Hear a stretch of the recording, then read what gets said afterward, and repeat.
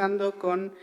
la comunicación de Santiago Martínez Hernández. Es un colega de la Universidad Complutense, es doctor en Historia Moderna por la Universidad Complutense, profesor titular en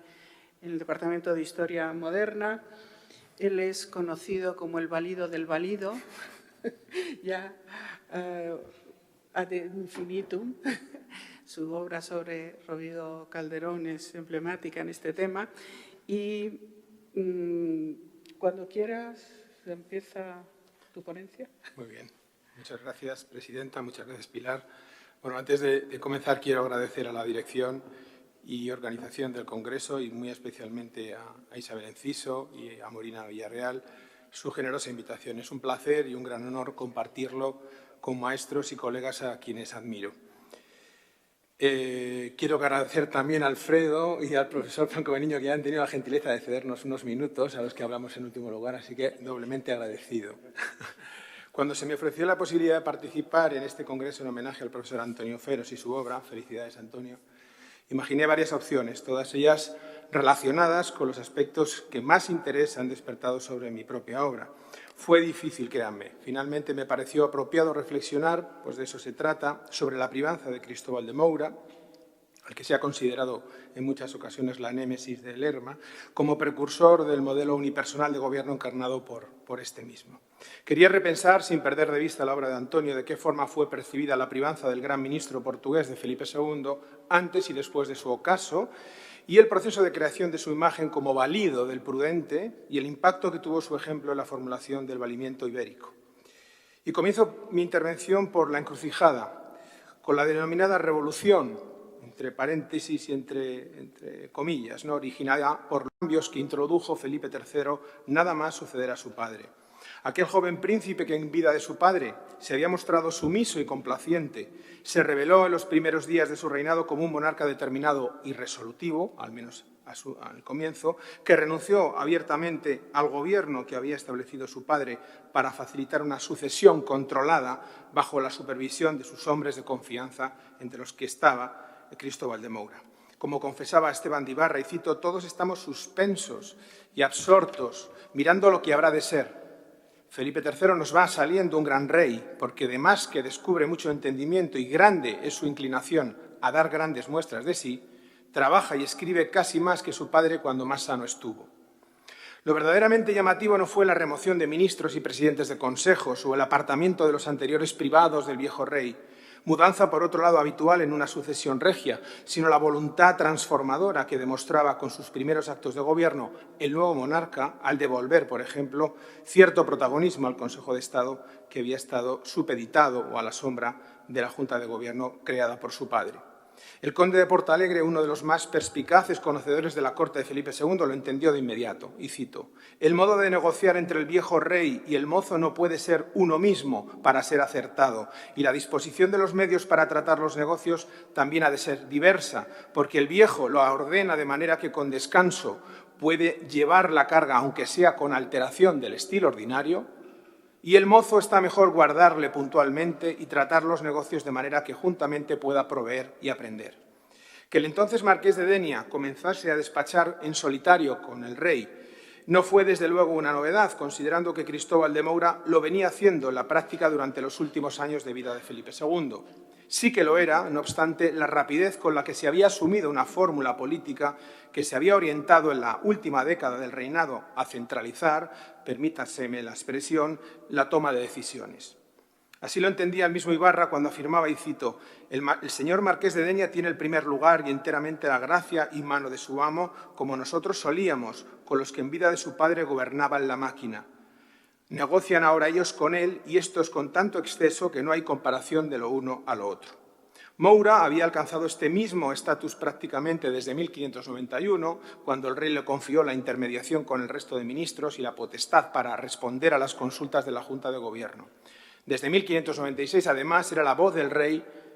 ante el resto de oficiales e instituciones. No extraña, por tanto, que el duque de Villahermosa, que escribió un tratado para la educación del futuro Felipe IV, retratara a Moura como el faraute o el portavoz del rey.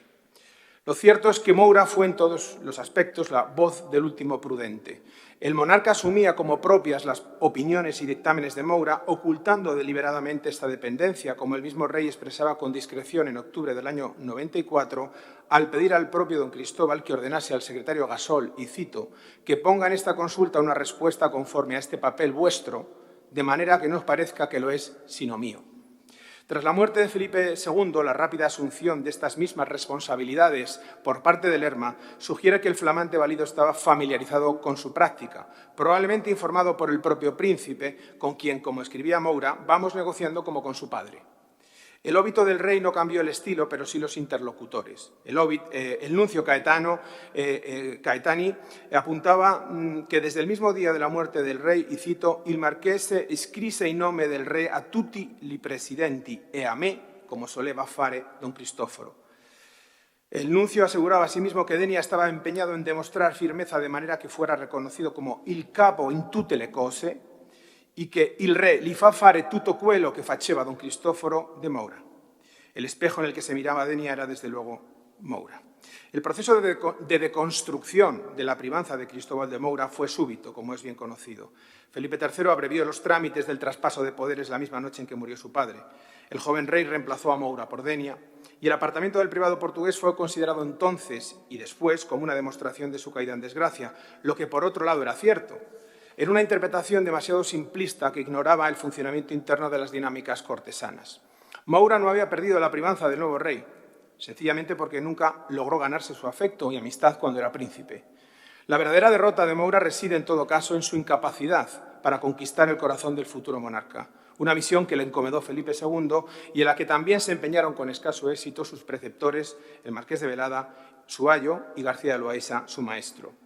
La tarea fue, por otro lado, poco menos que imposible, considerando que a ambos les separaban nada menos que 40 años, dada la fascinación y afecto sincero que el joven príncipe sentía por el marqués de Denia, y que ni siquiera la distancia impuesta por su virreinato en Valencia en 1595 logró quebrar. Un corresponsal de don Pedro de Toledo acertaba en este sentido al entender que el de Denia desea venirse a la corte, que se le cuece el pan por allá,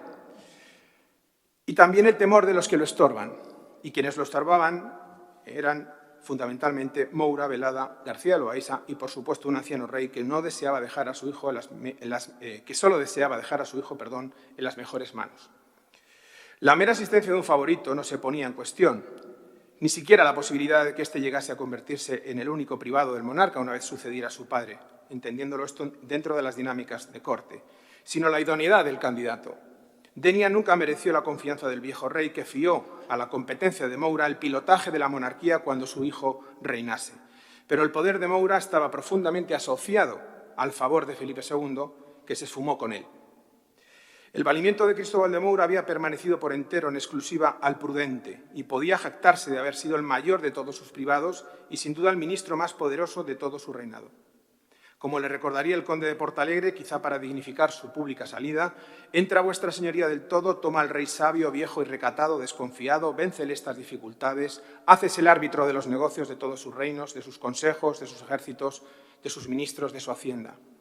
Quienes conocían bien Palacio coincidirían seguramente con el dictamen que el propio Portalegre hacía sobre la privanza y sobre su extinción natural. La privanza, y cito, se acababa con el príncipe porque pensar continuarlo con su muerte no caerá sobre la esperanza de ningún hombre muy sesudo. Al perspicaz cortesano no le causaba admiración ninguna la declinación de don Cristóbal porque el conservarse entero me la causara mayor.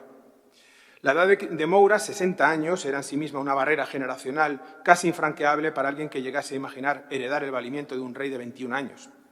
A nadie sorprendió, menos desde luego al propio Moura, que Felipe III, una vez entronizado, confirmase su confianza en su favorito. Recuérdese aquella coplilla anónima escrita en 1595 con ocasión de la participación del príncipe Felipe en un juego de cañas el día de San Juan, y en la que se retrataba a don Cristóbal como un elocuente portugués privanza antigua, en clara oposición a la privanza nueva que representaba el marqués de Denia.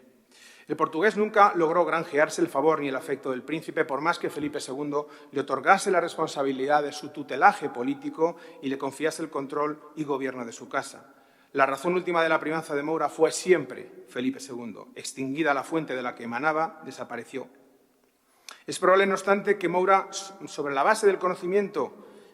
equivocado de la personalidad del príncipe, albergase la esperanza de que el nuevo rey respetara las instrucciones de su padre con respecto a la conservación de sus ministros, pero difícilmente podía creer que su posición no iba a cambiar si el príncipe daba mano, como todo apuntaba, a su favorito en la gobernación de la monarquía. El embajador toscano informaba en las horas previas a la muerte del rey lo que todos pensaban. Por la obediencia y respeto que siente el príncipe por su padre, no ha dicho palabra ni replicado a sus consejos. Como se demostró de inmediato, con ocasión del óbito del propio monarca, todos o casi todos estaban equivocados con respecto a las intenciones del príncipe. Pero incluso horas antes de la muerte del rey, cuando el príncipe exigió al propio Moura que le entregase las llaves de los escritorios privados del monarca. Era el primer acto de su reinado, tomar personalmente el control. Moura fue más consciente entonces que nunca de que su futuro político iba a cambiar en la corte del nuevo rey. Quien ya se veía dueño de todo exigiría, para evitar una competencia incómoda, el inmediato alejamiento del poderoso ministro de su padre. De poco sirvieron las exhortaciones de un moribundo Felipe II a su hijo para que acudiera a don Cristóbal y a los demás que traigo a mi lado en los negocios.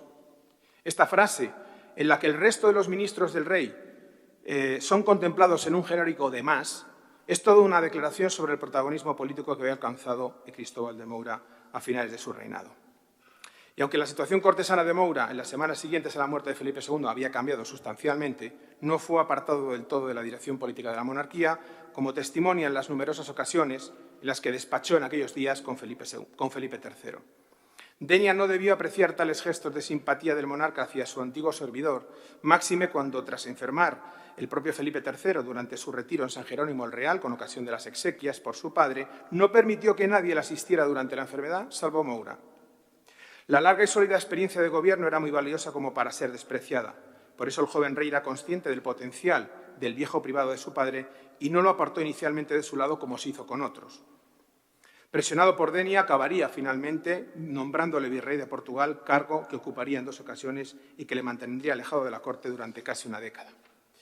En plena consagración del valimiento de Lerma, el juicio del conde de Portalegre sobre aquellos favoritos que habían alcanzado la privanza con Felipe II, cobra una dimensión interesante, aunque solo sea porque en su celebérrima relación de privados del prudente excluye a aquellos que fueron tenidos, y hemos considerado que lo fueron, durante la última década de su reinado. Véase Juan de Idiáquez, el propio Marqués de Velada, el conde de Chinchón o García de Loaiza. El único capaz de equipararse a Moura, según el conde de Portalegre, era Éboli, Ruy Gómez de Silva. Pero este fue apeado de la privanza, cayó en desgracia o perdió el favor antes de morir. Extraordinario conocedor de los usos y prácticas cortesanas, Portalegre situaba a don Cristóbal en la cima, en la cúspide de la privanza del reinado. Pero ¿por qué Silva omitió a los compañeros de Moura en la Junta de Gobierno, aquellos a los que se consideraba privados del monarca? Dar respuesta a esta cuestión supondría abrir un debate más amplio sobre el concepto mismo de privanza y muy especialmente sobre los rasgos que conferían identidad, dicho con toda cautela este término, o estatus a un privado sobre un favorito. Baste, por ejemplo, recordar que el propio Portalegre había asegurado a quienes dudaban sobre la confirmación del valimiento del marqués de Denia, bastará darle fama de privado, que esto es lo mismo que serlo. No cabe duda de que la privanza de Moura dejó una importante impronta en la memoria política de la monarquía hispánica, a pesar de las críticas que había despertado la forma del gobierno del último Felipe II, que encarnaba el propio don Cristóbal. Los ecos de aquella privanza antigua pudieron sentirse décadas más tarde, cuando durante los reinados de Felipe III y Felipe IV, la figura del prudente y su reinado fueron recuperados por historiadores como Cabrera de Córdoba, Van der Hamen, Farías Sousa, González Dávila o Porreño, entre otros. Matías de Novoa, en su historia del reinado de Felipe III, no dudó en recordar a Moura como el oráculo por donde el rey se gobernaba y de quien fiaba el manejo de las cosas de Estado. Manuel de Farías Sousa, por su parte, presentaba en 1628 a Moura como una suerte de poderoso atlante que sostenía, y cito, toda esta monarquía sobre sus capaces hombros. Una imagen retórica que utilizaron, por supuesto, los prosélitos de Lerma y Uceda poco después y que emplearía también más tarde el conde duque de Olivares, en esa famosa portada del Fernando la Sevilla restaurada, en la que aparece Olivares como un moderno atlas con hechuras de Hércules hispano, soportando el orbe terrestre representando el gobierno del mundo, y que posteriormente utilizaría el propio don Juan José de Austria en 1678, cargando sobre sus hombros de primer ministro la monarquía de su hermano Carlos II.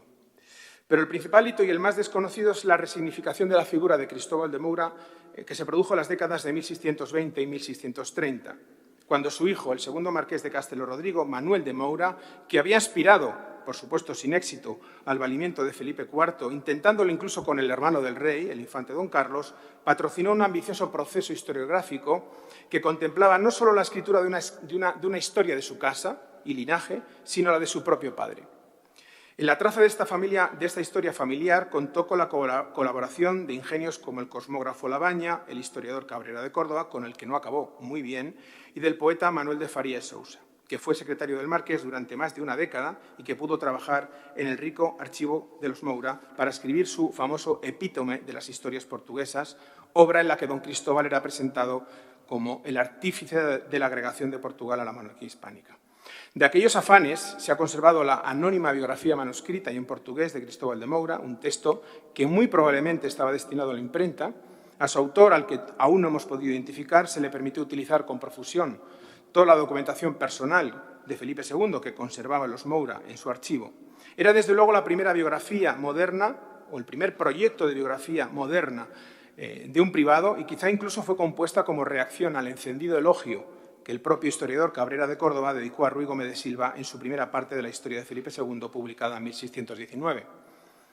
La escritura de esta biografía de Cristóbal de Moura y la propia autobiografía que el mismo Manuel de Moura comenzó a escribir sobre sí mismo deben ponerse igualmente en relación con los textos del conde de la Roca y de Virgilio Malvezzi sobre el condeduco de Olivares, escritos y publicados entre 1627 y 1635. Faría nos cuenta que don Manuel de Moura, el hijo de don Cristóbal, había escrito una autobiografía con su ayuda como respuesta a la apología del conde-duque escrita por el propio conde de la Roca y titulada Fragmentos históricos de la vida del conde-duque de Olivares. Desde luego, la mera propuesta de escribir una historia del gran privado de Felipe II en este contexto demuestra la decidida estrategia diseñada por su hijo para legitimar su posición política por medio de una indisimulada reivindicación del valimiento hereditario, en suma de la privanza de sangre, como habían logrado parcialmente conseguir los Sandovales al suceder Uceda a su padre Lerma en el valimiento. La biografía incorpora un epítome español donde se detallan los logros políticos y diplomáticos de don Cristóbal y se le retrata abiertamente como valido de Felipe II. La obra, repleta de detalles de interés sobre los que no voy a detenerme, cuestiona, entre otras muchas cuestiones, muchos de los tópicos relacionados con la forma en que Moura alcanzó la privanza y la perdió. La privanza de Moura, a diferencia del valimiento de Éboli o la privanza de Éboli y la de Lerma, se había sentado sobre principios y circunstancias muy distintas. Moura logró afianzar su privanza sobre un monarca maduro, ya hemos visto el testimonio de Portalegre, desengañado, resabiado,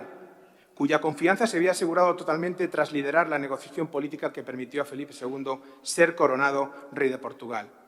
Desde entonces supo ganarse los afectos de un monarca que enviudaba por cuarta vez en 1580, habiendo perdido a casi todos sus hijos, y que en sus últimos años quedó muy limitado físicamente a consecuencia de sus dolencias y enfermedades. Este soberano gobernó su vasta monarquía a través del despacho y la consulta escrita, sin abandonar, a excepción de los viajes emprendidos en 1585 y 1592, el espacio físico y geográfico de sus reales sitios en torno a Madrid. Al limitar sus desplazamientos y su exposición pública, la paulatina ocultación de su persona contribuyó a reforzar los vínculos del rey con su restringido círculo de servidores y muy especialmente con aquellos que, como don Cristóbal, atendían a un tiempo del cuidado de sus necesidades personales y físicas y de los asuntos de gobierno.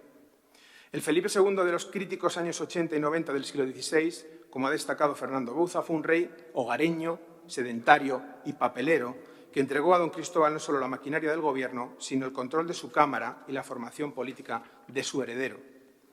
Por otro lado, los atributos de poder que dieron sentido y forma a la privanza de Moura, y que en cierto sentido también se inspiraba en la de su antecesor inmediato, Éboli, fueron adoptados por la totalidad de los siguientes validos, o casi todos. Su condición de sumiller de corps del rey le confería el control sobre la Cámara del Soberano, el espacio privado más restringido de palacio y en donde gozaba de un acceso directo al soberano, privilegiado y familiar, sin la competencia indeseable de rivales.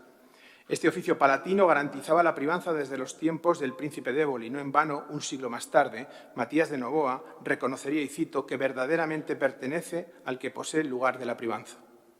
En el caso de Moura, la estrategia fue doble, pues logró hacerse con los oficios de mayor influencia, sumiller de corps del príncipe, el futuro Felipe III, entre 1589 y 1598, y de Felipe II entre 1592 y 1598. Una situación que se repitió en términos muy similares durante el valimiento de Lerma, cuando el duque se hizo con el oficio de sumiller de corps del rey, tras arrebatárselo a Moura, gozándolo durante casi 20 años, y los de ayo y mayordomo del futuro Felipe IV, favoreciendo además la promoción de su hijo el duque de Uceda como sumiller de corps del príncipe en 1615, y a quien además cedería antes de su retiro de la corte en 1618 los oficios de sumiller de corps y caballerizo mayor del rey.